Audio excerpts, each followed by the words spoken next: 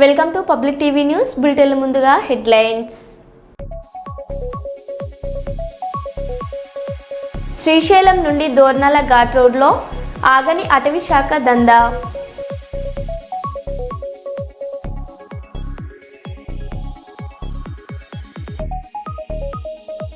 తిరుమల శ్రీవారిని కుటుంబ సమేతంగా దర్శించుకున్న మంత్రి పొన్నం ప్రభాకర్.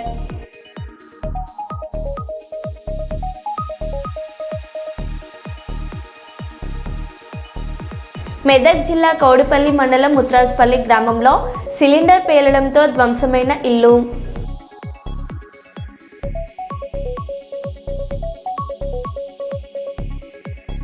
చాకలి ఐలమ్మ వర్ధంతి వేడుకల్లో పాల్గొన్న మాజీ ఎమ్మెల్యే గండ్ర వెంకటరమణారెడ్డి.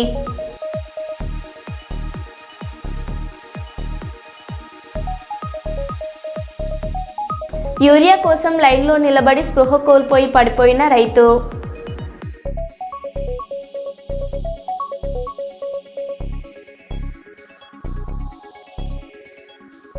ఇక వివరాల్లోకి వెళ్తే, వీరనారి చాకలి ఐలమ్మ 40వ వర్ధంతి సందర్భంగా జిల్లా వెనుకబడిన తరగతుల సంక్షేమ శాఖ వారి ఆధ్వర్యంలో హన్మకొండ న్యూ షాయంపేటలోని వీరనారి చాకలి ఐలమ్మ విగ్రహానికి హన్మకొండ జిల్లా కలెక్టర్ స్నేహ శబరీష్, వరంగల్ జిల్లా collector doctor Satyasarada, Wardhannapet MLA KR Nagaraju, Warangal జిల్లా అదనపు కలెక్టర్ సంధ్యారాణి తదితరులు పూలమాలలు వేసి నివాళులర్పించారు.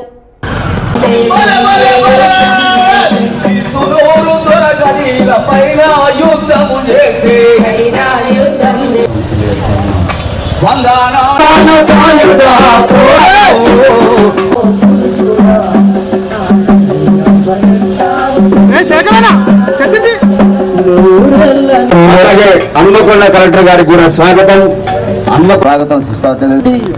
వీరనారి చాకలి ఐలమ్మ గారి 40వ వర్ధంతి కార్యక్రమానికి విచ్చేసినటువంటి గౌరవనీయులు వర్ధన్నపేట నియోజకవర్గ శాసనసభ, అదేవిధంగా జిల్లా కలెక్టర్ అందరికి స్వాగతం తెలియజేస్తూ శబరీష్ గారు, వైఎస్ హన్మకొండ గారు వీరనారి పుష్పాంజలి ఘటిస్తూ కలెక్టర్ గారు అయినటువంటి డాక్టర్ సత్యశారద మేడం గారు, వైఎస్ గారు కూడా వీరనారి చాకలి ఐలమ్మ గారి యొక్క విగ్రహానికి పూలమాల వేసి పుష్పాంజలి ఘటిస్తున్నారు.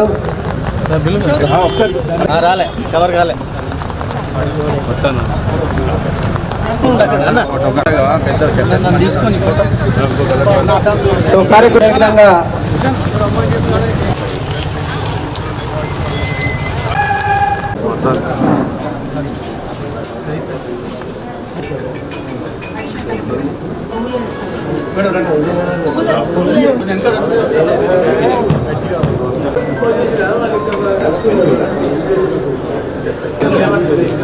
నేను అందరు చెప్తాను.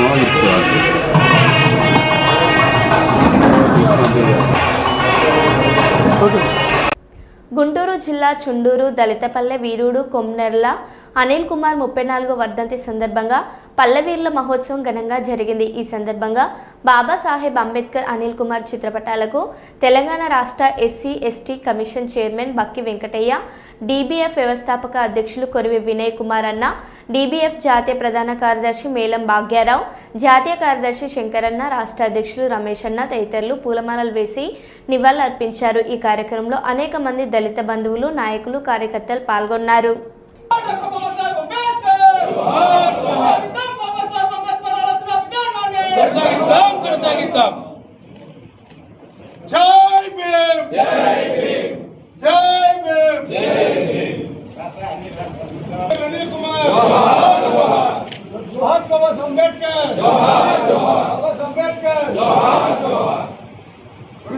అంబేద్కర్ ఆలోచన విధానం. పాతపట్నం మండల కేంద్రంలో రైతుల కోసం యూరియా సకాలంలో అందలేదని ఈరోజు టెక్కలి ఆర్టీఓ ఆఫీస్ వద్ద ధర్నా కార్యక్రమంకు బయలుదేరి ఈ సందర్భంగా తెల్లవారేసరికి పోలీసులు మాకు ఇంటి వద్ద హౌస్ అరెస్ట్ చేశారు. ప్రతిపక్ష పార్టీలు గొంతు నొక్కిన వేసిన అధికార పార్టీ కూటమి ప్రభుత్వం ఇచ్చిన హామీలను నెరవేర్చకుండా ప్రభుత్వ పరిపాలన సాగించి ఉన్నారు.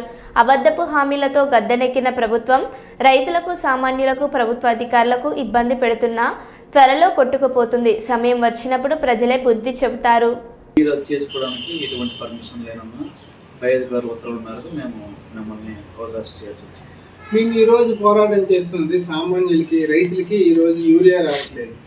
రైతేనే రాజు అనే పదవికి అర్థం లేకుండా పోతుంది ఈ గవర్నమెంట్ వచ్చి. ఈ కూటమి గవర్నమెంట్ వచ్చేటప్పుడు రైతుగా ఏదో మేలు చేసేస్తుందని లేనిపోయిన అబద్ధాలు చెప్పేసి ఈరోజు అధికార పార్టీ నెగ్గారు. సామాన్యులకి మేము న్యాయం చేకూర్చాలని ప్రతిపక్ష పార్టీగా మేము ఒక అందుబాటులో ఒక ప్రభుత్వం కళ్ళు తెరిపించడానికి ఈ కార్యక్రమం చేపడుతున్నాం.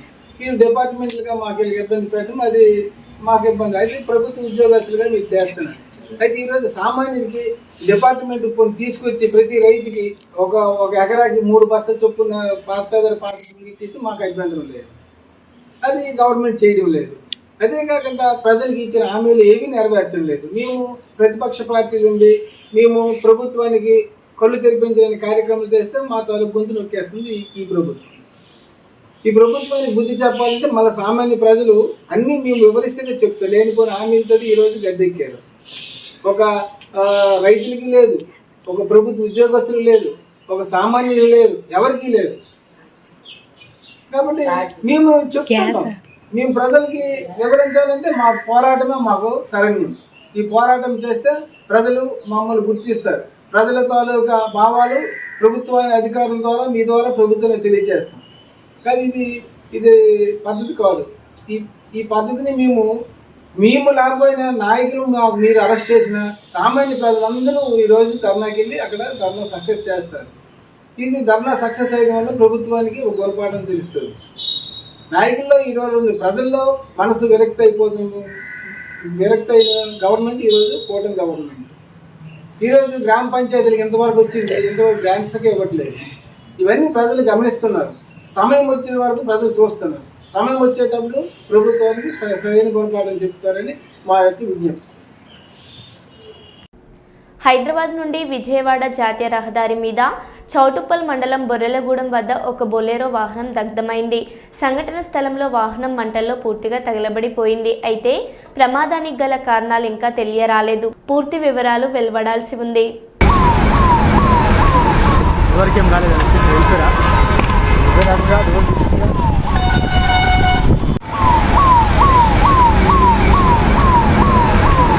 ఎవరికేం కాలేదని వచ్చేసి వెళ్తారా?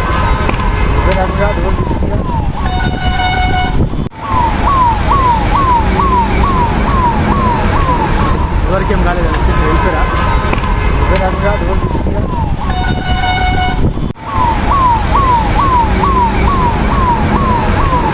ఎవరికేం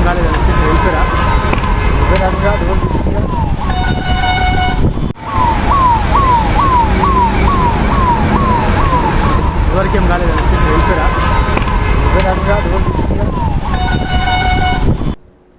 సింగరేణి మారుపేర్లు మరియు విజిలెన్స్ పెండింగ్ కేసుల సమస్య తక్షణమే పరిష్కరించకుంటే అన్ని గుర్తింపు సంఘం ఏఐటియుసి ఆఫీసుల ముట్టడి చేస్తాం.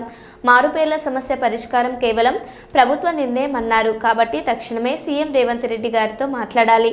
కాలయాపన ఇక బంద్ పెట్టండి. గోదావరిఖని ప్రెస్ క్లబ్ లో సింగరేణి కార్మికుల పిల్లలు మాట్లాడారు. ఈరోజు కార్మికులకు కానీ ప్రస్తుతం ప్రభుత్వంలో ఉన్న ప్రతి నాయకులకు కానీ ఈరోజు ట్రేడ్ యూనియన్ల ప్రతి ఒక్కరికి కూడా ఈ యొక్క మా సమస్య ఇబ్బందులు వరకు తెలిసినదే.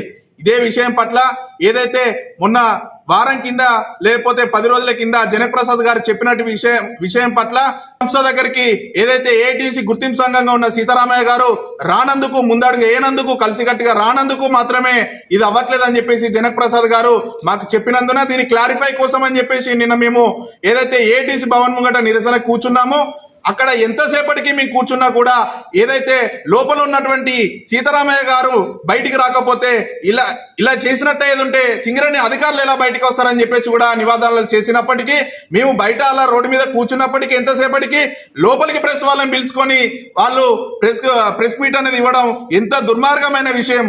ఇదే కాకుండా వాళ్ళు నిన్న జరిగిన విషయం పట్ల ఏదైతే అక్కడ జరిగిన సంఘటనలకు ఒకరికొకరి ఒక మాట వాళ్ళు ఏమన్నారనంటే మేము ఏదో మాకు ఉద్యోగాల కోసం వాళ్ళ కాళ్ళ మీద ఒక తండ్రి అని చెప్పేసి మేము పడితే వాళ్ళు ఏమని అన్నారనంటే కాళ్ళ మీద పడితే మీరు ఫోటోల కోసం మీరు కాళ్ళ మీద పడుతున్నారా అని అన్నది. ఆ విషయం పట్ల నిన్న వాళ్ళకు మాకు ఒక గొడవ అనేది అక్కడ జరిగింది. సరే ఆ గొడవ ఈ రోజు సోషల్ మీడియాలో వేరే పద్ధతిలో వెళ్ళడం, ఎవరన్నా క్రియేట్ చేయడం వల్ల జరుగుతుంది కావచ్చు. దానికి మరి గుర్తింపు సంఘంగా ఉన్న వాళ్ళు మమ్మల్ని ఈరోజు ఒక తల్లిలాగా మేము ఏడ్చినట్టు ఏది ఉంటే మమ్మల్ని బుజ్జగించి పాలిచ్చి మమ్మల్ని ఏంటిది విషయం అని చెప్పేసి ఓచుకొని మా విషయం మీకు ఉద్యోగాలు ఇప్పిస్తా, మీరు ఇది కాదు, మీరు ఆవేశపడకండి అని చెప్పేసి అనాల్సిన ఒక నాయకుడు మమ్మల్ని ఈరోజు పేపర్కి ఏమని రాపించాలంటే మీరంతా కూడా వేరే ఒక పార్టీ యూనియన్ లీడర్లకు సంబంధించిన మనుషులు, మీరు అందుకే ఈరోజు వచ్చి మమ్మల్ని ముసిగొలుపుతున్నారు, ఈరోజు ఏటీసీని మొత్తం మీరు అది మన్నుపాలు చేస్తున్నారు, అది ఇది అనడం చాలా హాస్యాస్పదం. దీన్ని మేము ఖండిస్తున్నాము. మేము ఎవరి ట్రేడ్ యూనియన్లకు సంబంధించినటువంటి వాళ్ళం కాదు, మేము కేవలం మారుపేరు విజిలెన్స్ పెండింగ్ కేసులకు సంబంధించిన బాధితులము మాత్రమే. మేము మిమ్మల్ని ఇప్పటికైనా ఒకటే మిమ్మల్ని ఈరోజు ఈ ప్రెస్ మీట్ ద్వారా అడిగేది ఏంటిదనంటే, నిన్న అంతగానో మేము చేసినా కూడా సార్ మరి నెక్స్ట్ ఏం చేస్తారు, దీన్ని గవర్నమెంట్ పద్ధతిలో పరిధిలో ఉన్నదనేసి అన్నారు. ఏ విధంగా దీన్ని ముందుకు తీసుకెళ్తారని అడిగితే ఏ విషయమైనా మేము తర్వాత మాట్లాడుకొని కొన్ని రోజులకు సమాధానం ఇస్తామని అన్నారు. అంటే ఇలా సమయం ఇచ్చుకుంటూ పోతే ఆల్రెడీ మీది 1.5 సంవత్సరాల కాలం దగ్గరకు వస్తుంది, ఇంకా 6 నెలల సమయం అయిపోయేది ఉంటే మీరు ఇంకా మాకు ఎప్పుడు సమయము ఈ విషయం పట్ల మాట్లాడతారు?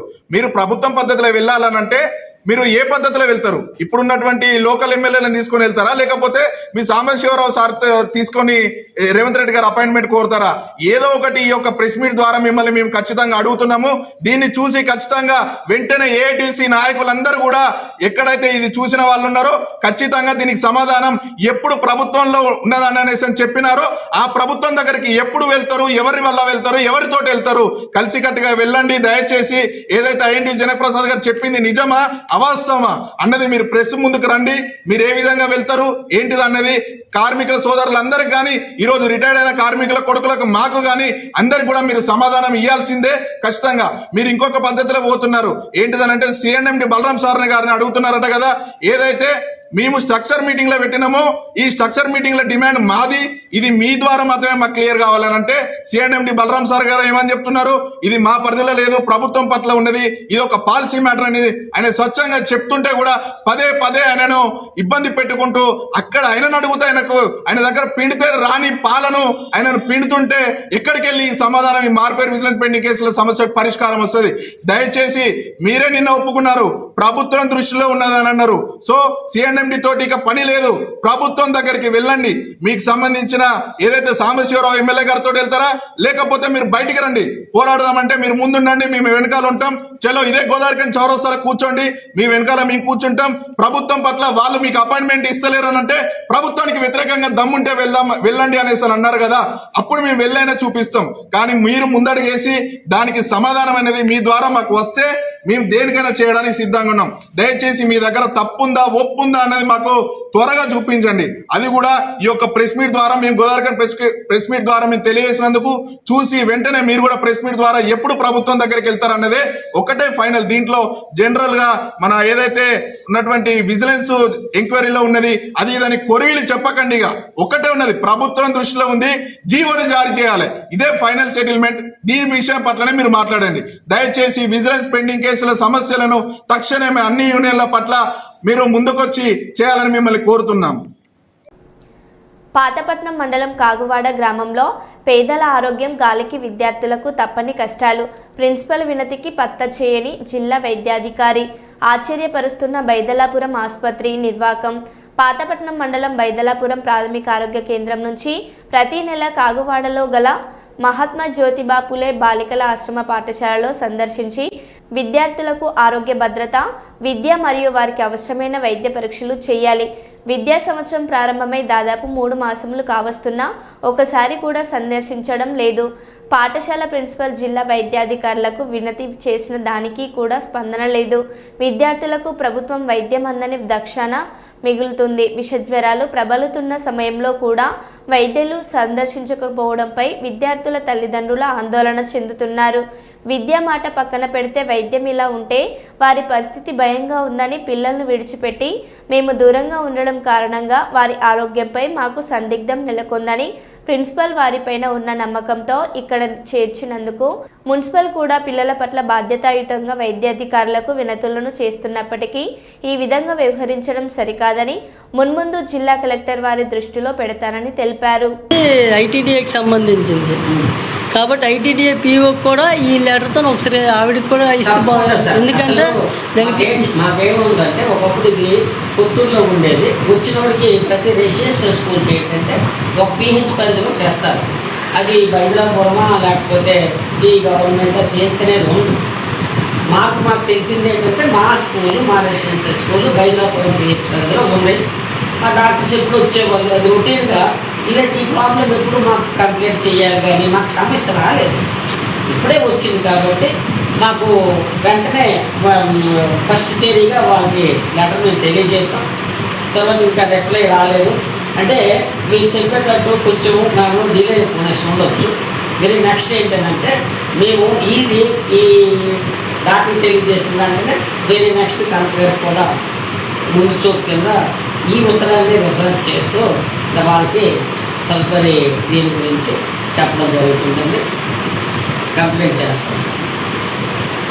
ఇలా రెస్పాండ్ అవ్వకపోతే మరి మీకు అది మా సొసైటీకి కూడా తెలియజేయడం జరుగుతుంది సార్. మరి కలెక్టర్ గారికి ఏమైనా ఇస్తారా? లేదు సార్, కలెక్టర్ గారికి మేము ఇంటిమేట్ చేయలేదు.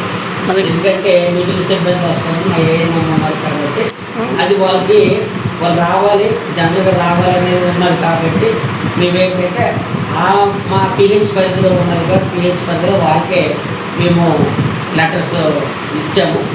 మరి ఏంటంటే డిఎంఎన్ఎఫ్స్ గారికి మరి కరెక్ట్ పరిధి తీసుకురావాలని మీకు తెలియజేశారు కాబట్టి ఆ విషయం కూడా మేము చేస్తాం. ఎందుకంటే కింద సిబ్బంది మీకు వస్తారు అంటే ఇబ్బంది అయ్యట్లేదు, కానీ మెడికల్ ఆఫీసర్ రానప్పుడు మీరు డిఎంఎన్ఎఫ్ అన్ని సమస్యల దగ్గర ఒక సమస్య అయితే ఉండేది. వైద్యం సమస్య, హాస్పిటల్కి ఈ దగ్గరలో పిఎస్సి, మీ పరిధిలో పిఎస్సి, మీకు రావాల్సిన పిఎస్సి డాక్టర్ అయితే ఎవరైతే ఉన్నారో వాళ్ళు ఇంతవరకు విజిట్ చేయలేదని చెప్పారు. సరే, దానికి మీరు పై అధికారులకు కూడా నేను దానిపై పై అధికారుల దృష్టికి కూడా తీసుకెళ్తానని గతంలో చెప్పారు. మీరు అది తీసుకెళ్ళారా? ఇంతవరకు సందర్శించారా? వైద్యులు ఏమైనా జరిగిందా?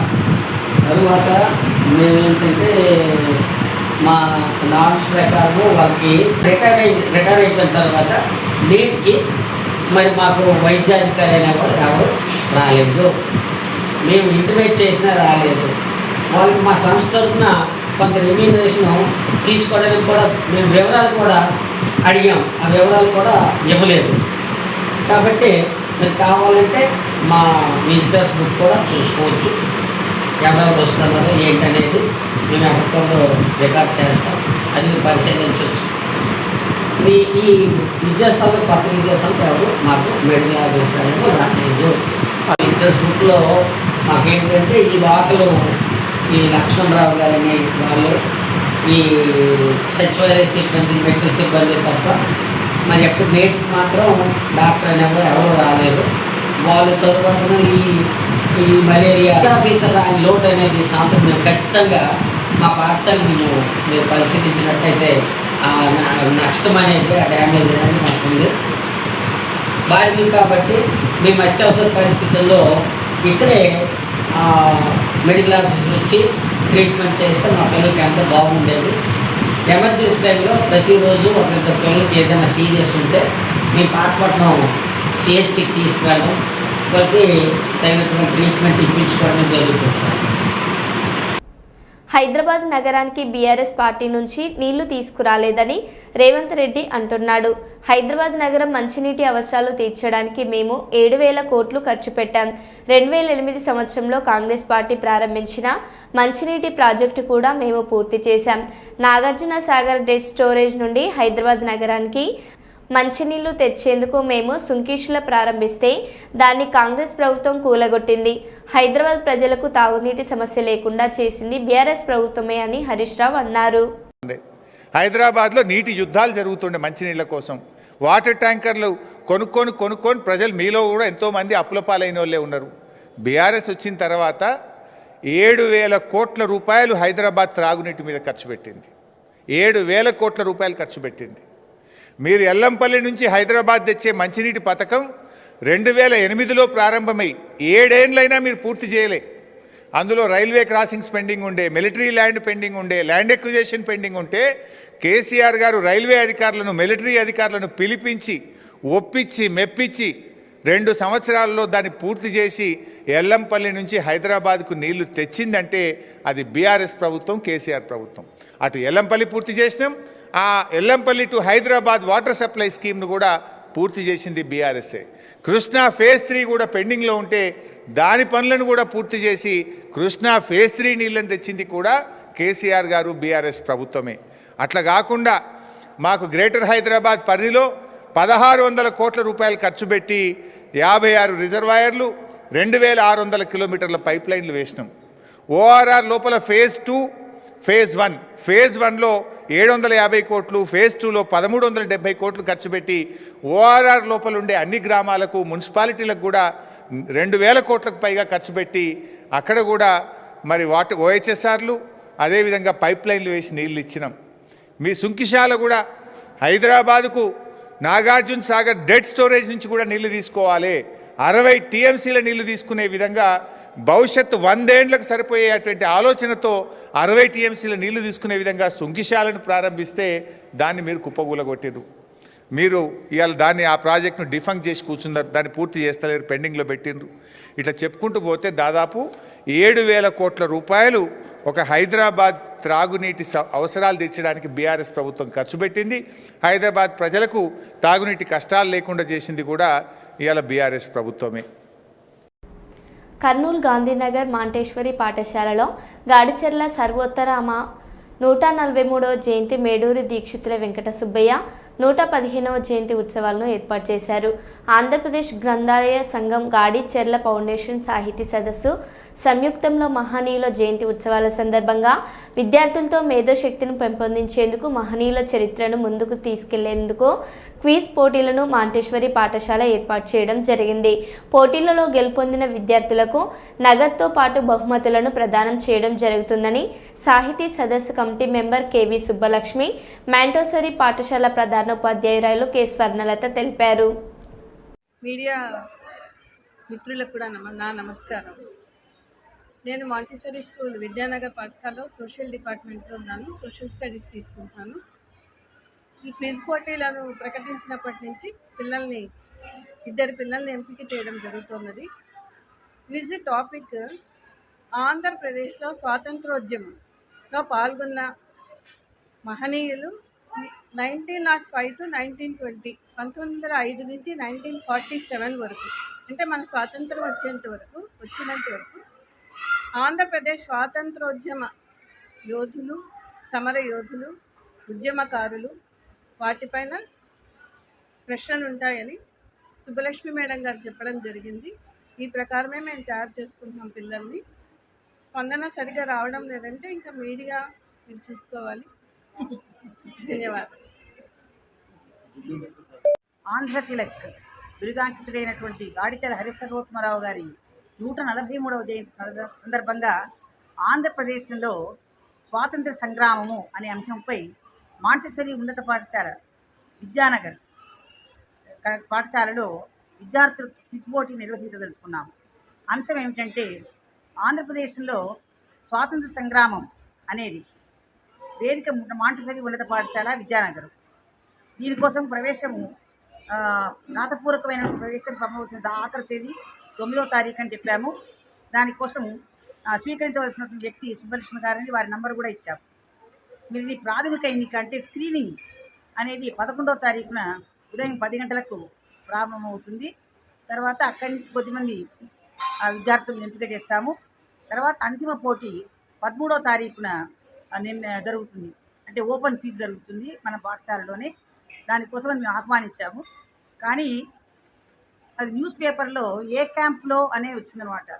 వేదికను మార్చి క్విజ్ నిర్వహించడము అంటే సమస్తమైనటువంటి సమాచారాన్ని మనం ఒక మాడ్యూల్లో ఒక మీ క్యాప్సూల్లో ఇచ్చినట్టుగా అనమాట.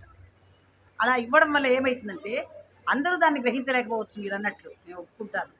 కానీ చాలామంది గ్రహిస్తారు.